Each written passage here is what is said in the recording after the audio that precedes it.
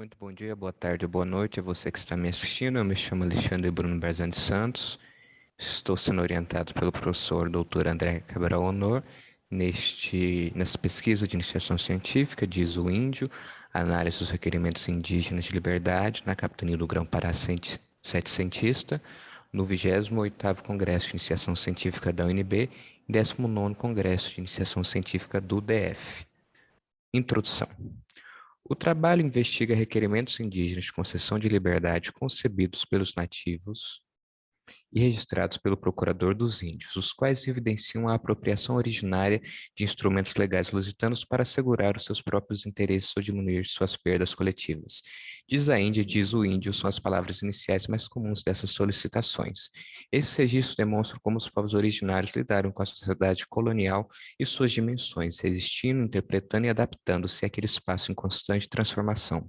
Para o presente trabalho foram eleitos os seguintes recortes, como fontes, 5 requerimentos indígenas, como período temporal, último quartel do século XVIII, como território capitania do Pará, do estado do Grão-Pará e Rio Negro.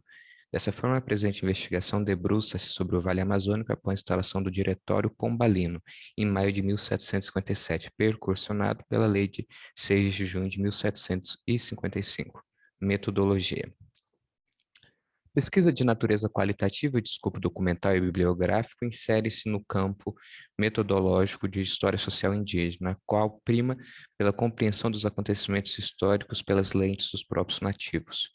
Para tanto, realizou-se uma análise documental de 5 requerimentos indígenas a contrapelo impetrados pelos indígenas Antônio José, Jorge Francisco, Madalena, Patronila e Josefa Martinha, a Junta das Liberdades, os quais evidenciam suas leituras particulares dos mundos metropolitanos, enquanto sujeitos históricos e agentes políticos. Para essa investigação, a contrapelo, o trabalho precisou basilar-se pela ferramenta teórico-metodológica de Steve Stern, da resistência adaptativa, bem como para compreender a confecção desses documentos como mais uma das formas dos indígenas assegurarem seus direitos frente às demandas coloniais, bem como a ferramenta de experiência de contatos do historiador social Edward Thompson necessária para a averiguação de como esses nativos se apropriaram da cultura jurídica lusitana em uma longa duração. Então, não foram meras reações espamódicas. Resultados. A investigação demonstrou que todos os indígenas requereram suas liberdades pela Lei de 6 de junho de 1755, ao passo que criticaram as limitações impostas pelo Diretório Pombalino, Diretório dos Índios. José criticou o serviço de soldada criada pelo diretório, a qual para mesmo não é mais que uma mera escravidão, palhada com o nome de liberdade, solicitando à rainha provisão para retornar ao seu lugar de origem. Madalena e Patronilha desaprovaram a conduta de seus diretores, os quais queriam transferi-las das vilas em que viviam para aplicá-la a outro serviço a que ela não foi criada ou mandá-la servir a quem ele muito lhe parecer contra a vontade da suplicante. Solicitaram então permissão para continuarem nas casas dos moradores que as criaram. Antônio e Jorge reprovaram a sugestão em que se acham os índios, não podendo sair das mesmas povoações para outra qualquer parte, onde lhe convier. Esses indígenas requereram então provisão para transitar entre os sertões e os locais lusitanos. Sertões não aqueles de Graciliano ou de Guimarães, sertões como áreas despovoadas de bandeiras lusitanas. Discussão, conclusão.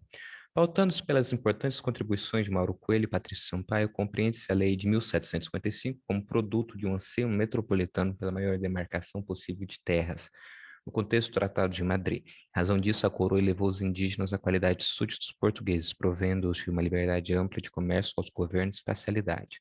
Já o diretório foi um ordenamento eminentemente colonial, elaborado em função das críticas e exigências dos colonos para que a lei de 1755 não impedisse o uso da mão de obra originária em seus interesses particulares. Os indígenas pesquisados compreenderam as distinções entre esses dois ordenamentos através da experiência de contato com os saberes e agentes ibéricos, resistindo adaptativamente ao posicionar em defesa de suas solicitações à ampla liberdade concedida pela Lei de 1755 de forma antagônica à realidade tuteladora e colonial do Diretório Pombalino. Palavra-chave: Diretório Pombalino, Lei de 6 de junho de 1755, Indígenas, Estado do Grão-Pará e Rio Negro. Excelente congresso, pessoal.